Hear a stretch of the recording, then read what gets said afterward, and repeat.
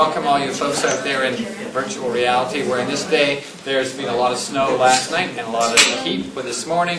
But of course, our truly exciting news today is our presenter, Dr. Ahmed Bayoumi, who received his bachelor's training in general science from Queen's University in 1985, followed by an MD degree in medicine from the University of Toronto, and then internship, residency, and fellowship training in general and internal medicine, also at the U of T, ending in 1993, and followed by a master's degree in clinical epidemiology, as well as postdoctoral training at Stanford University, all ending in 1997. He's currently an associate professor at the University of Toronto, a staff position at St. Michael's Hospital, citywide director of clinical epidemiology and healthcare research for Toronto. He's an adjunct scientist here at ISIS, as well as a full scientist at the Li Ka-shing Knowledge Institute at St. Michael's Hospital. Lots and lots and lots of accomplishments. I was particularly impressed by multiple prizes for teaching excellence, as well as being the recipient of a major research chair from the Ontario Ministry of Health. He is the Vice President for the Society of Medical Decision Making, a co-investigator on multiple grants, and has got about 80 Medline articles. Nice seeing you. So, thank you, everyone. I'm going to talk today about clinical epidemiology and healthcare research at U of T. So I apologize in advance for those of you who are not affiliated with that program. If you want to get up and leave now, I will not be offended. But my talk is going to be fairly specifically about clinic at U of T. And the reason I wanted to do this was because it is the primary affiliation for many ISIS faculty and many people who do clinical research at hospital-based research institutes. We send out the minutes from our executive meetings as sort of a way to keep people in touch. My anecdotal experience has been that not everybody reads those minutes. And so as a way of doing knowledge translation outreach. I've been represented here and represented at a couple of other places in the city as well. Stakeholder buy-in. So as Don said, I've been the director of CLINEPI since about 2006. I was the associate director for a little over a year before that. My term is finishing at the end of this academic year. So this will be both about the current situation and a little bit of summation of the last few years. I'm also a scientist at St. Mike's, as Don mentioned. So I do have a little bit of the perspective from both the university and the hospital. And periodically throughout the talk, I will actually sort of say what I think is going on at the university and why people at hospital-based research institutes might care and how that actually might influence how they approach the university. This is not a rigorous evidence-based talk. This is my experience and my anecdotes, so you can feel free to criticize me as much as you want. We will. So CLINEPI started 26 years ago as an extra-departmental unit. It came into what was then the Department of Health Policy Management and Evaluation in 1999. We expanded enrollment in 2000, including starting a PhD program. Our first PhD graduate graduated in 2003. We have pretty much had stable numbers of students coming in since then, but we continue to add about a course a year. And usually those courses are at the advanced sort of doctoral level training. And so this is a graph of the number of graduates per year, and you can see that we sort of had this fairly rapid expansion starting around 2000 and then leveling off. That's not cumulative though, Ahmed, is it? I'm sorry? It's not cumulative. That's not cumulative. Otherwise you're taking degrees back. So anybody know why we had this big spike here? Anybody familiar with the program? Donald? I love being able to pick on Don. Yeah, I don't. So Unless it was the tuition payment changes? No. So we actually, at this point, we also introduced a non-thesis based master's. So, so a lot of the students who were never going to finish their masters transferred to We were able to graduate them. So we had a little bit of students right there. So we have graduated, so I should say, these numbers are from last summer. So we update these at the end of every academic year. So I haven't updated these for the students who graduated since June. We've had a total of 282 graduates as of July 1st, 2011. Exactly 141 of those are women.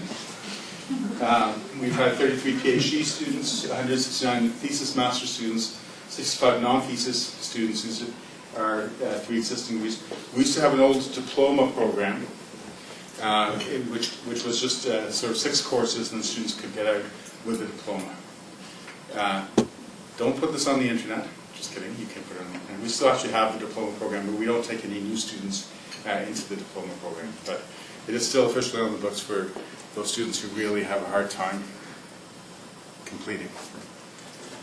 About exactly 6% of our graduates have been non-physicians. 94% of our graduates have been physicians. I wish there were more non-physicians, and one of the things we are trying to do is actually reach out to non-physicians. It has been one of our challenges. No nursing? No nursing. Really? Actually, I think one of these others is a nurse. But we have, I'll come back to that if we have time afterwards, or you can ask me, David, but because I do, we are going to try something new in terms of joint degrees, and that I'll talk about a bit later, in terms of trying to attract nurses. But it is a significant challenge for us. Amongst the physicians, most have come from medicine. Surgery and pediatrics are also fairly well represented, and then a smattering from other specialties as well. But again, one of the things that we try to do is encourage a broad representation of students. So our admissions criteria, actually, one of the criteria that we look at is where people are coming from. And we evaluate students not just in terms of their accomplishments, but in terms of their accomplishments relative to other peers at the same level. So somebody who hasn't had a lot of mentorship in OB/GYN, for example, wouldn't be expected to have as many publications and as much research experience as somebody who might have had lots of mentorship in surgery. So I see that family medicine, unless it's assumed in medicine, is underrepresented. But apart from that, how does the distribution of the specialties differ from the distribution of specialties among resident trainees at UT? It's a good question. Family practice is certainly underrepresented, in part because community health, a lot of people are interested in family practice and research into the community health stream, which is in the Bell Island School of Public Health, a different department. Again, medicine, surgery, and pediatrics would have the most, greatest number. I don't know the exact distribution. Medicine still is overrepresented relative to surgery, but I'll show you the current students in a bit, and this it's a bit more, but I don't know exactly. Yeah. You might have a reason why you have something on MD. I looked at your program, actually. I'm in Delaware right now, and your website specifically says, like, you know, health professionals only, really heavy emphasis on, like, such as physician. So we do only take clinicians. Yeah. We don't take any non-clinicians into our program. There is a health services research stream which will take non-clinicians in health policy management evaluation, but our mandate is specifically, has been since the first day, to train clinician scientists, and we do only train clinicians. Which is fine, but then there's emphasis on, like, physician specifically, so then it was, I mean, I'm sure like a dietitian or something is also a connection with that. So we do have dietitians. We have had dietitians. We've taken naturopaths. We've taken chiropractors. So we've taken exercise physiologists. So we've been actually very expansive in our definition of clinician. But it has to be somebody who has a clinical background. It's not clear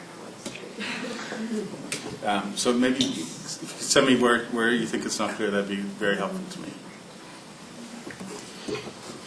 Where are our graduates? So 80% of our graduates that we could track down are in full-time academic positions. It might be higher because there may be a few that we don't know about. 88% of those are in Canadian institutions, and about half of all of our graduates are here at the University of Toronto. about 7% are in the USA, and then a smattering worldwide, 4 in Australia, 3 in the UK, 1 in Switzerland, Israel, Japan, and Saudi Arabia. So we do actually like to send our graduates around the world because it does increase our profile. Do you take foreign information? Like aging? Yes, but there's a huge but, and I'm going to get to that. It's one of my single biggest frustration is how we approach foreign students. So this is the mean time to completion for a master's thesis since 2003 to 2009-10. And the green line here is the average for across the entire University of Toronto. The purple line are the life sciences masters, and the blue line is clinical healthcare research. And you can see that we used to have a mean time to completion that was considerably longer than both the U of T average and other students in the life sciences. We worked hard actually to try and bring that down, mostly by being clear about what expectations for a master's is. If you look at some of the older people like me and our master's thesis, they were really too much work for a master's. And especially with the establishment of the PhD, we've sort of clarified what's appropriate for a master's and what's appropriate for a PhD. So I think that's what's mostly behind getting the time of completion down. We will always be above the U of T average because we take clinicians into the program, and clinicians have different needs and different time constraints than graduate student who's just come through their undergraduate degree. So I don't think we'll ever get down to the green line. I don't think that's even a realistic expectation. I'm quite happy to be close to the purple line.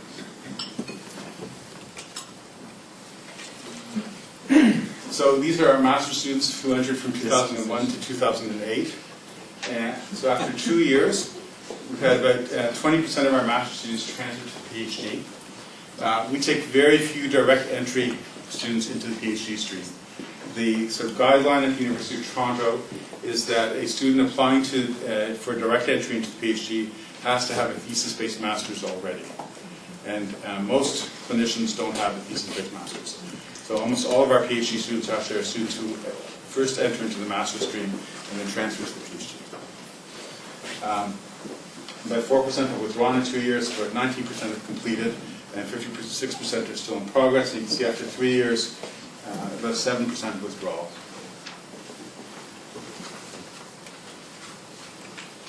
So these are our current students. So still, again, about 50-50 men and women, slightly more women. And a fair number of PhD students, 21 or 45 women doing their PhDs, only 12 or 40 men doing their PhDs. I'm not sure what that means. You can see those numbers there. So a total of 85 students enrolled at any one time. Right, this was at the end of last year.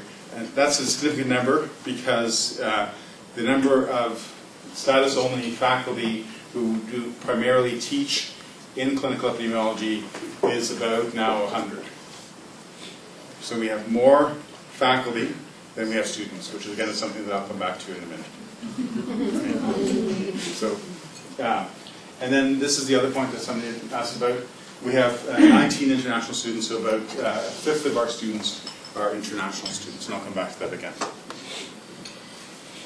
So these are our current discipline. Again, about 11% non-physician, 89% physician.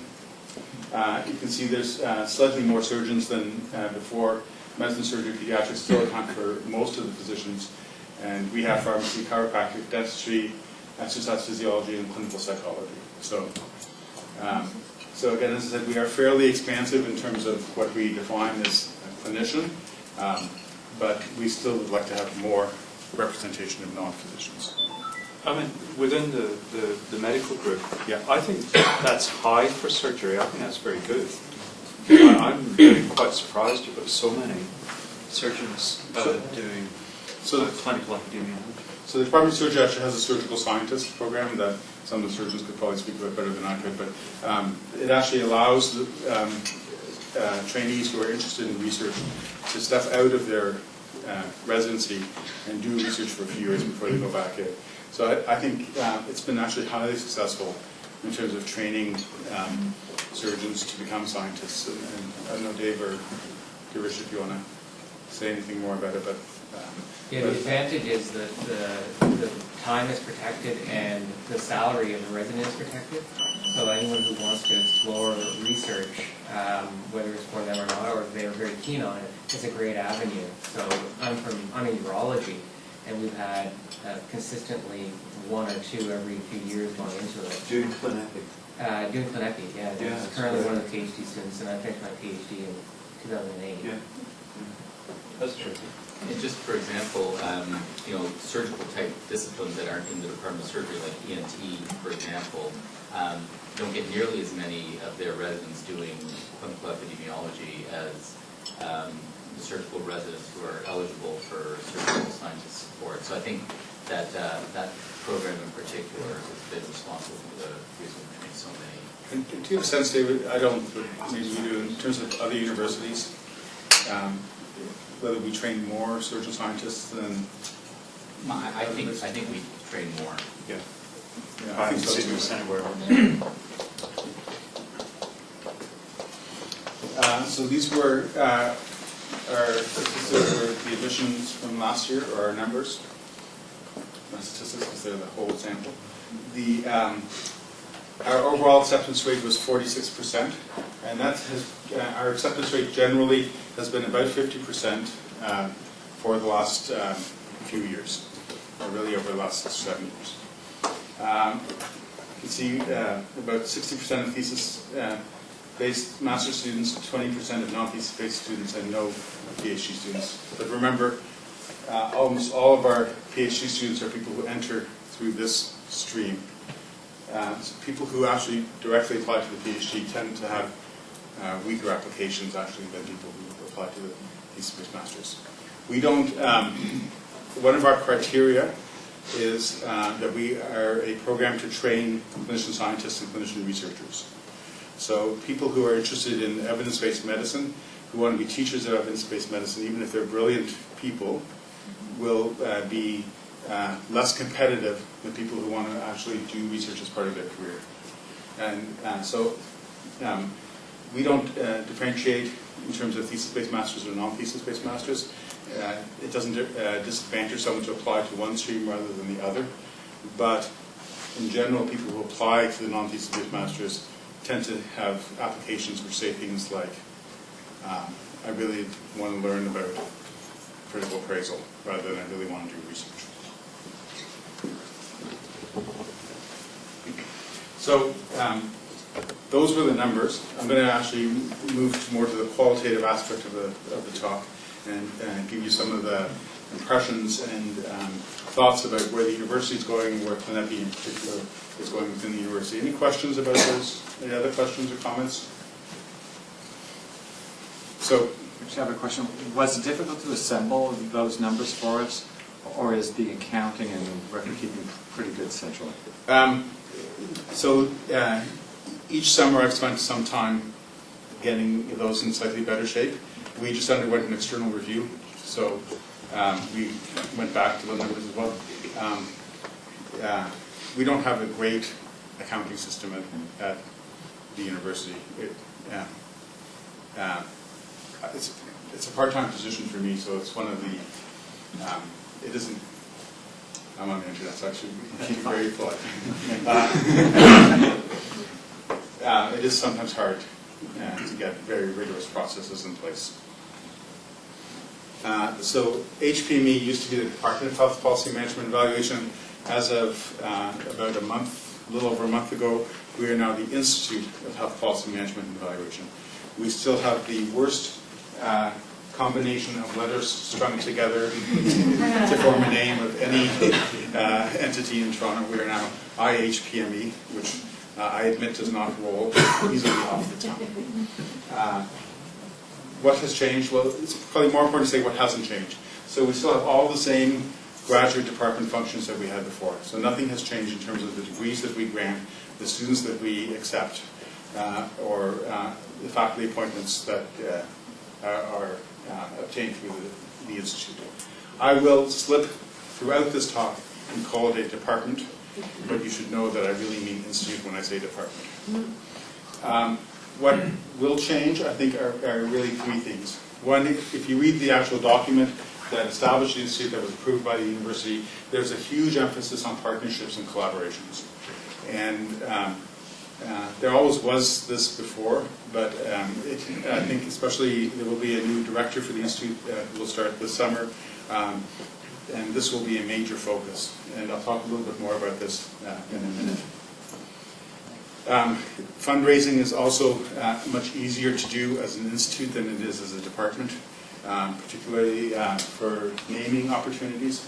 So we might be the Don Redelmeyer Institute for Health Policy Measurement and Evaluation. No, we want him for ISIS. Yeah. Did I tell you, didn't I? How about Conrad Black? He already has a wing of sick kids named after him. Yeah. One Black family. But if Don doesn't come through with his millions, we're open to other people as well. And there have been changes in governance as well. So we are still part of the Faculty of Medicine.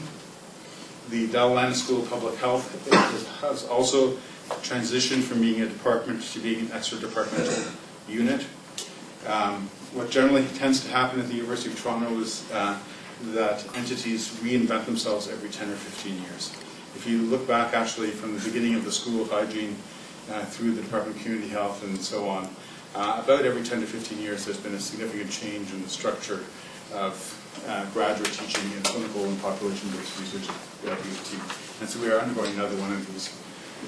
The institute the director of the institute will report both to the Dean of the Faculty of Medicine and to the director of the Delaland School of Public Health.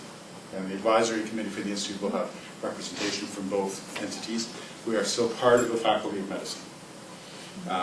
But it's really, it's a time of growth and change, and so it's unclear to me exactly what this governance structure will mean, but it will change over time, I think, how we interact with each of those entities.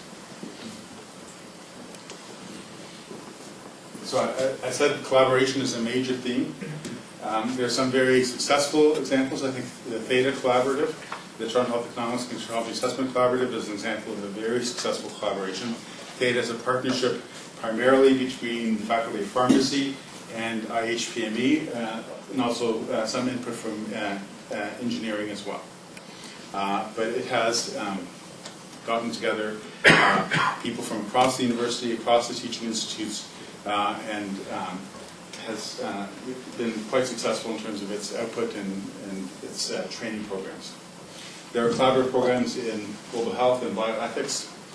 I think the next sort of, which we have, initiative which we haven't done a lot of to date are joint degrees.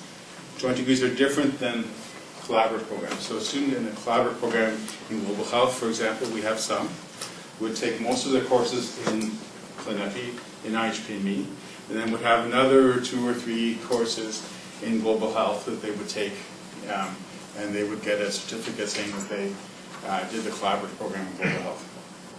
A joint degree is actually usually a whole extra year added on to the degree, and a student would get both a degree in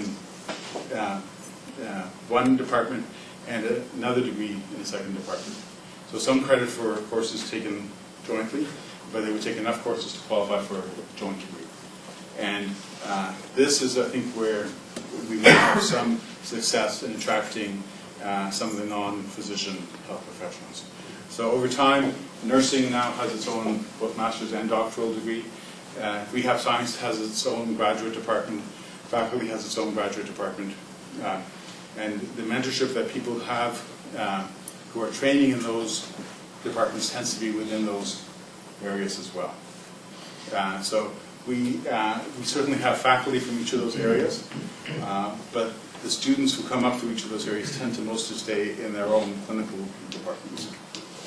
So this is something that I personally am quite interested in exploring, is how we establish joint degrees with, particularly with nursing, to try and get some of those nursing students who are interested in doing this type of research.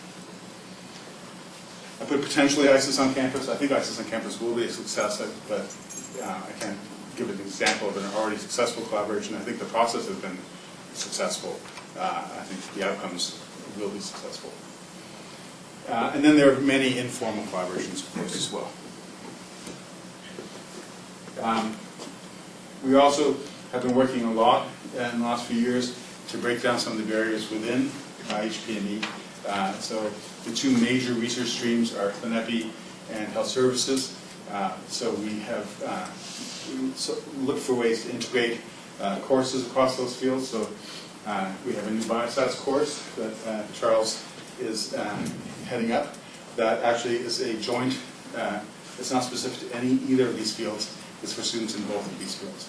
And we're actually just starting a major review of all of our health services research courses to again try and get the best teachers for the students, regardless of which field they come from. This, and I'll come back to this in a second, why it's important. The short answer is important because we don't actually have enough people to teach all the courses that we want to teach. And then we've also been working for supervision and committee to get people to supervise and sit on committees, thinking of themselves as members of the entire institute or department rather than as belonging to any specific field. So sometimes collaboration is difficult. When existing structures are threatened, so when we were undergoing the whole process of becoming an institute, people did become somewhat insular. The natural reaction is to not collaborate in those circumstances. But as I said, I think it's useful to take some historical perspective on this. University structures are actually more fluid than most people realize. The university does change, and it changes actually fairly frequently. I think it actually changes more than hospitals change. When budgets are threatened, I'm going to talk about budgets in a fair bit, at fair length in a little bit, but when people are being asked to do more work and with fewer resources, then it does, again, people are going to first look after their own. And this becomes a particular issue for graduate students to take courses across departments and sometimes across fields. When we get a graduate student from IMS... Attention please, code blue, M mic 1, main entrance. Attention please, code blue, M mic 1, main entrance. If a graduate student from IMS wants to take one of our courses, IMS doesn't transfer any funds for those students. So if the more students we take from other departments, the more we're teaching students without getting paid for those students. And that sounds really harsh, but at a time of economic constraints, it becomes a significant issue, particularly at a time of graduate enrollment expansion. So what does this mean for hospital-based research? I think there's a lot of interest in collaboration. I think it's actually a very fruitful time if people are interested in working with people at the university who have skills. But I think increasingly formal collaborations are going to require financial input, much like the ISIS on-campus model. I think if you have graduate students or you are a graduate student, I think it's going to be increasingly important to consider which graduate department you want to apply to. It used to be that people told their students, just don't worry, go ahead and apply, and then you can take courses in another department. That more and more is going to be less true. It's going to be harder and harder to get access to courses. And I think it's important for hospital-based faculty to recognize that there are both intra- and interdepartmental politics at the university level. Some of these can actually be quite vicious, but it's easy to stay above the fray, and I think it's probably the best strategy for hospital-based researchers is not to get involved in those politics. I want to talk about appointments because this is one of the questions I get asked a lot. So people who are clinical faculty will have their primary appointment in the clinical department. So in medicine or surgery or pediatrics, etc. IHPME, Delavan School of Public Health, and IMS are graduate departments. So all clinical faculty who are appointed to those departments will have a status-only appointment. We used to call these cross appointments. We were told last year by the university that we've been giving people the wrong kind of appointment all these years. You apparently can only be cross-appointed from one graduate department to another graduate department. If you're in a clinical department, you have a status-only appointment. So the name has changed in terms of people who have appointments, but nothing else has changed. So if you look at IHPME and the Delavan School of Public Health is very much the same way. There are a few university-based faculty, and there are a whole lot of what I call your hospital-based faculty or status-only appointments. If you look at the teaching that's done, most of the graduate teaching is done by these few faculty. And then a little bit of teaching is done by a lot of these faculty. It's a funny model. In many ways, it's a somewhat unstable model because there is no way that the university-based faculty could actually do all of the teaching that is established by the number of courses. So we have this imbalance between the numbers and the actual volume of graduate teaching. That means that there is a real push to get people to do teaching as part of the graduate appointment. So when people meet with me about a graduate appointment, the first thing I tell them is that you will have to do some teaching. And I tell this to people at the assistant professor level, at the associate level, and at the full professor level. And not everybody's happy, but some teaching is required. How much and the type of teaching really depends on the department. So Delavan will have their own requirements, IMS will have their own requirements, we have our requirements. You can skip over this just in the interest of time. But there are many ways to teach. So you could teach in a course. You could be a course instructor. You could be a faculty tutor within a course. That could be within ClinEpi. And there is also credit for teaching in other IHPME courses.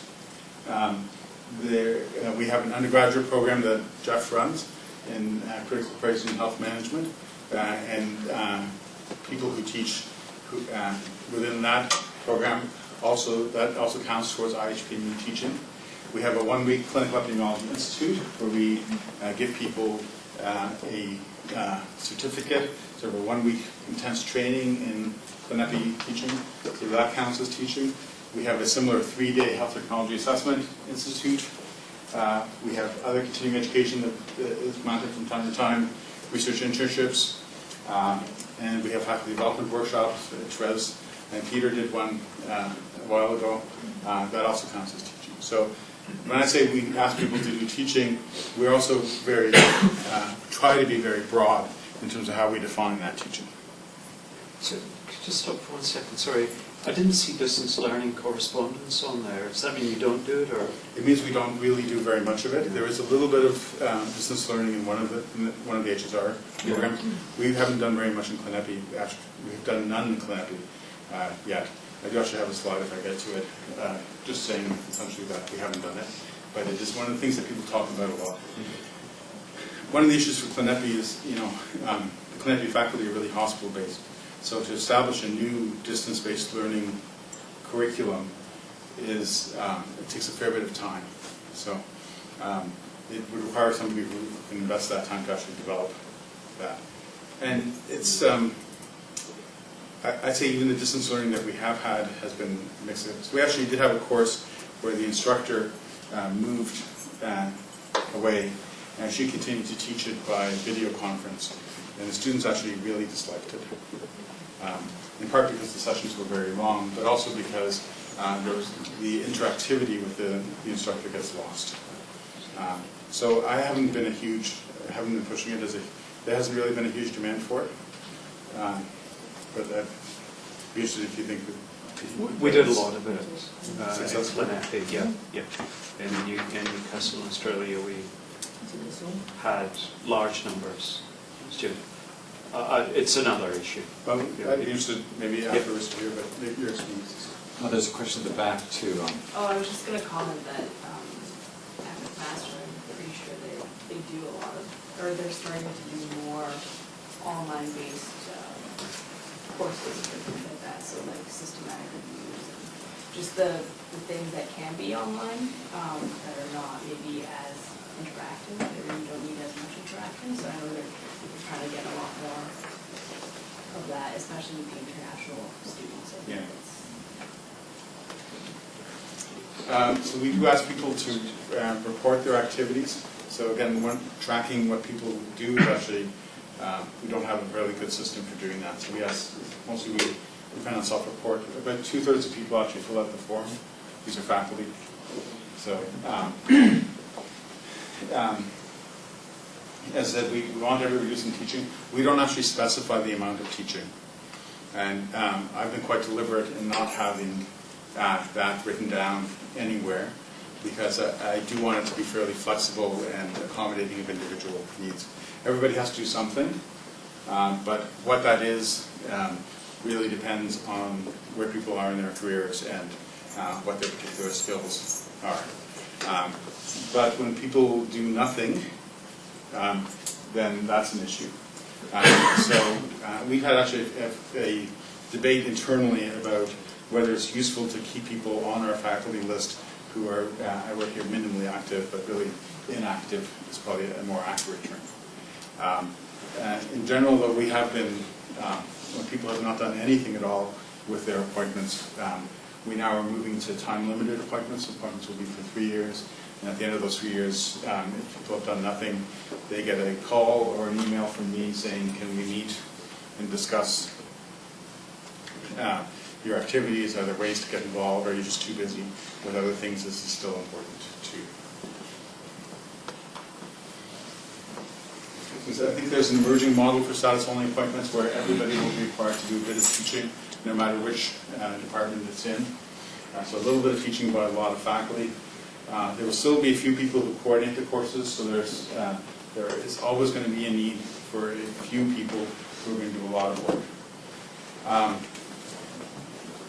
I have been, I'd say, moderately successful when people come and we want to do graduate teaching, in contacting their division heads or their department heads and saying, this person has particular skills in graduate level education, so we would really, can we negotiate that they do less undergraduate teaching? And surprisingly, people say yes. So again, for clinician scientists who have a defined number of hours where they should be teaching, it's important that we don't just add to their teaching load, but that we substitute graduate teaching for undergraduate teaching when available. Hospital-based scientists have somewhat different rules than clinical faculty in terms of getting appointments at the instructor or assistant professor level, fairly or unfairly. That's the university's rules, it's not our departmental rules. And then, as I said, I think this is the model. Everybody's doing a lot of teaching, and each appointment will require additional teaching. So I do caution people who come to talk to me about the perils of multiple appointments in multiple different graduate departments, because each one of them, I think, will increasingly be making demands on people. I should, we've had very few new hires at IHBME in the last few years. I think the last new hire, Jeff, you can, was several years ago. So we've had new courses, we've had no new core faculty. So the only way we can do that is by getting people, status-only people to teach. And that's not just specific to us, it's everywhere. So it used to be that people could get appointments easily and not have to do much. I think that's past. So IHBME has had cuts to their operating budget every year that I've been in an administrative position in the department. We are now primarily funded through the number of graduate students enrolled. The Ministry of Education doesn't count graduate students. They convert the number of graduate students into something called basic instructional units, or BIUs. And George Orwell couldn't have come up with a better term for this. So a master's student generates so many BIUs, and a PhD student generates another certain number of BIUs, and they only generate BIUs for a certain period of time, after which we get no more BIUs for that student. And then the amount of funding per BIU keeps getting a little bit lower every year. So the departments are eager for alternative sources of funding. So IHPB is supposedly doing some fundraising. We haven't been very aggressive about it as a department. It is going to be a major initiative as we transition into an institute. It's part of the faculty fundraising effort, part of the university fundraising effort. There are similar challenges to what hospitals face in terms of fundraising. And in some ways, the university now, I think, is going to be increasingly a competitor for hospitals because they're going after the same dollars and the same sources of those dollars. But there are naming opportunities that we talked about for departments and chairs. George Orwell chair was one of the suggestions. So how do we raise funds? Well, so what we've done in IHPB, I think somewhat successfully, is do some courses. We do the Clinic Institute that I talked about, that was a 1-week course. The Health Technology Institute is a 3-day course. The Physician Leadership Program is for physicians interested in further training in health administration. It runs over several weekends. So these have both an educational mandate, but also are really one of the purposes for having these is to raise money. And we do bring in some modest amounts. I think we've taken actually quite a healthy attitude to this, where we won't sacrifice the educational component to make more money. So we do bring in a bit of money. Most of that money just goes right into the core budget. So it has served to offset the decreased money that we get centrally from the university. But we have used a little bit of that money for some things. So some of it, for example, went to the faculty development workshops, and we just had one last month. So again, I think I mentioned this already, there'll be competition for fundraising. As we increase the number of these courses and workshops, and I think there probably will be more, there'll be both more requests and opportunities for teaching. And I think increasingly we'll see faculty who are jointly hired by both the university and the research-based institutes, and there's a huge interest right now, for example, in shared chairs, chairs that are shared both by the university and a hospital-based research institute. I think people in these shared chairs will need to be very careful about defining to whom they're accountable. Again, having multiple bosses is always hard.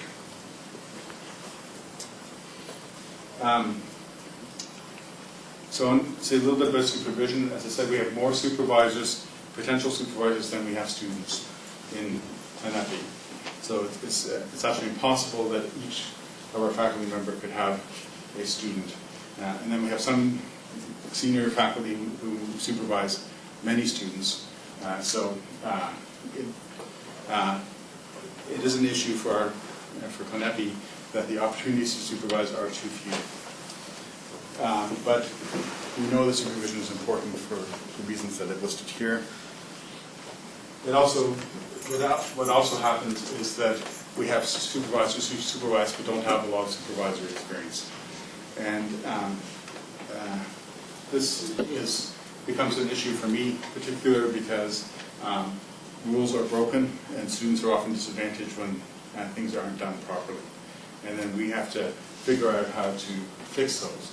We do a lot of bending of internal rules when they're broken, and but rules that are not internal, school graduate studies rules, we can't really bend.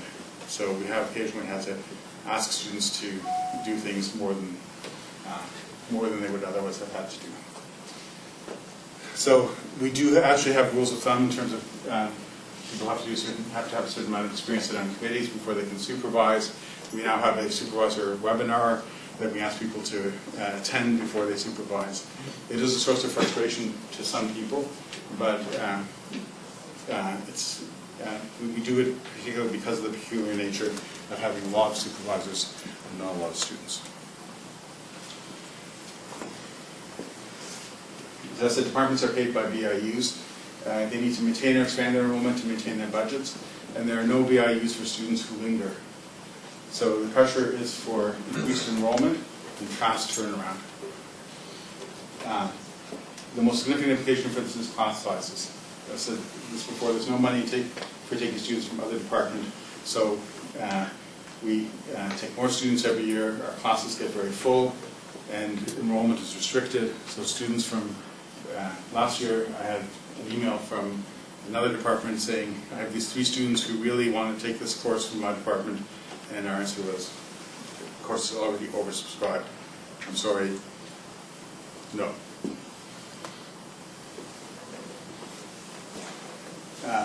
So many departments support the students financially if the income falls below a certain threshold. IHPME does this as well. The threshold is about $20,000. So most clinicians will make more than $20,000, so this is not an issue for them. But some of our international students don't have other sources of funding, so they would qualify for departmental funding. Supervisors will be asked to contribute, and as I said, we now want people to think of themselves as members of the department, not as members of a field within the department. So you might well supervise a student in health services research, even if your research is mostly in the Clenepi area. So you will often be asked for funds.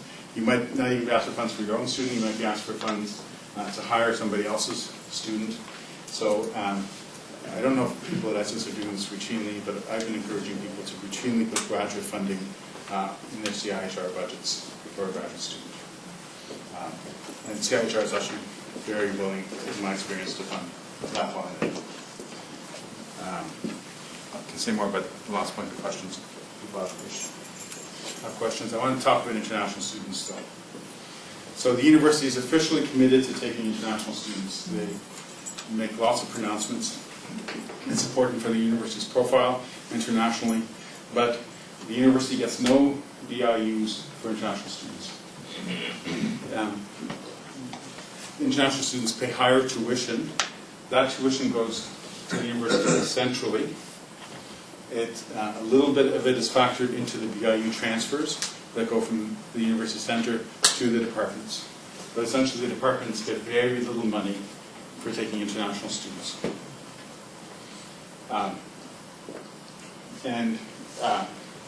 But the department is so committed to taking the best students.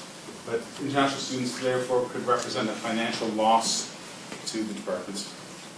If they crowd out the domestic students, so if we take 25 to 30 students a year, as we do in Clenepi, and we take 5 or 6 international students, and they bump out 5 or 6 domestic students, that's 5 or 6 BIUs that we've lost. Okay? So even though our students aren't eligible for departmental funding, they still represent a potential loss that international students do. And secondly, if they acquire departmental support, so if they come without funding, or if their funding falls through for whatever reason, the university is still committed to funding them. So the university will pay those students, even though those students, even though the departments receive no income for taking those students. So this really sucks. We now have, in our admissions criteria, we now look at who is domestic and who is international, and we figured that into our consideration about whom we can accept. We didn't used to do this. We used to just take the best students based on merit alone. That's no longer a reality because we can't afford it.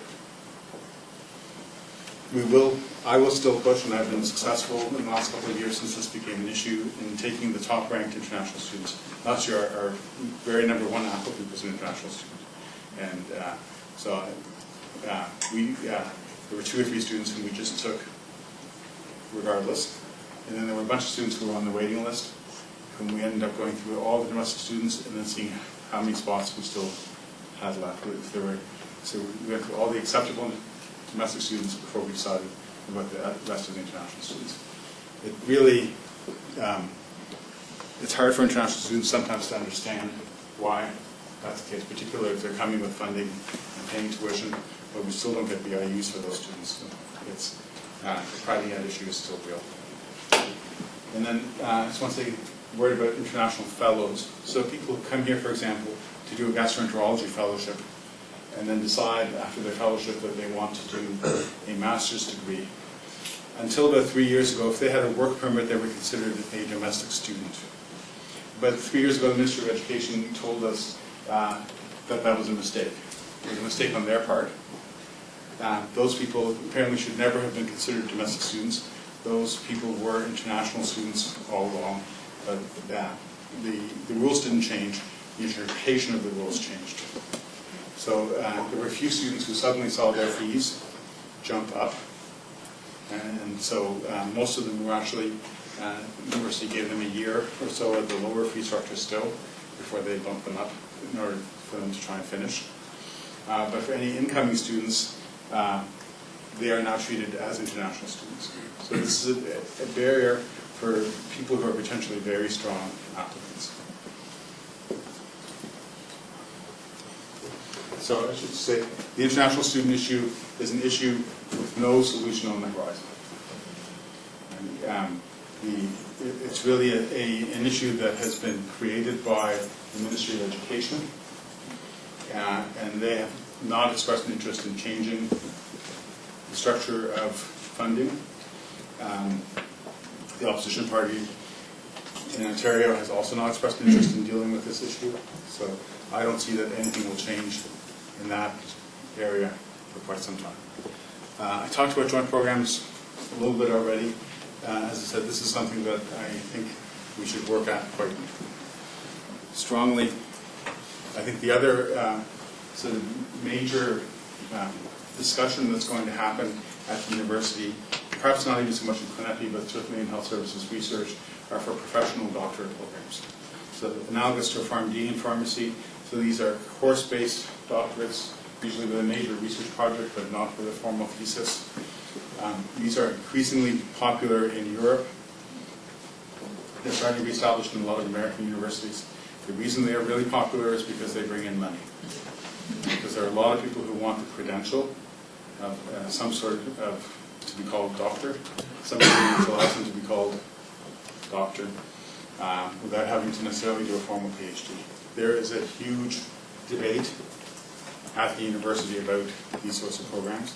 It is not a guarantee that they will be established, but this is something that comes up continuously, so I think it's something that for a lot of clinicians, I'm not sure that we would do this in Clinepi, but I think it's a question that we're going to be faced with. But I think that we're also, as people who hire researchers, we're also going to be asked to evaluate whether these sorts of degrees are equivalent in terms of research degrees as the traditional doctorate. So something like the MPH, MSc debate, but magnified. Distance learning, David already asked about this. I think I'll skip over this. And then just the last issue, and I think it's going to be increasingly an issue over the next few years, this idea of indicators and benchmarks. So more and more departments are being asked to both set their own indicators and report what those indicators are, both those measure productivity and accountability. So it's going to be an issue for institutes like ISIS or any hospital-based research institute, because where do your publications count? That's probably easy. They probably count more at the hospital-based hospital than at the university. But what about your students' publications and your students' awards and your career awards? And so all of those things in terms of deciding who counts them and where they go, I think are going to become an issue. This is a very U of T phenomenon, because U of T is much more to that federal structure, the center and the provinces, than other universities. But I think this will be a major headache for people who had Clinepi units and institutes like ISIS.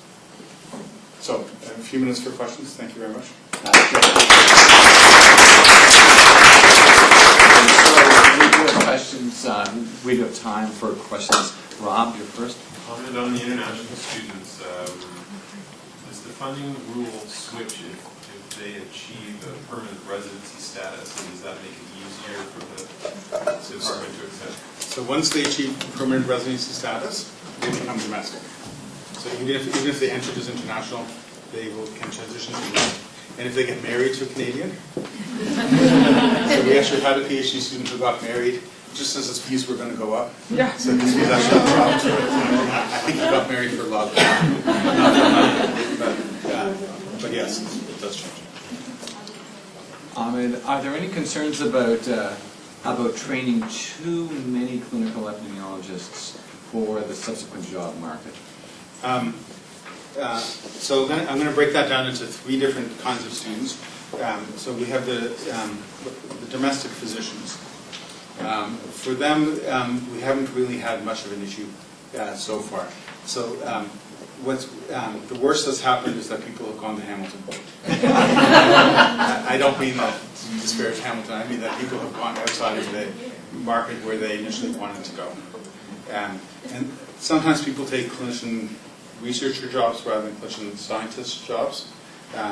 But in terms of our PhD graduates in particular, we've had tremendous success for the domestic physicians who've done a PhD in getting clinician scientist positions. The non-physicians are another story altogether. And so we're actually going to be holding this spring a workshop for non-physicians and for foreign-trained physicians because their jobs are, job opportunities are actually very different.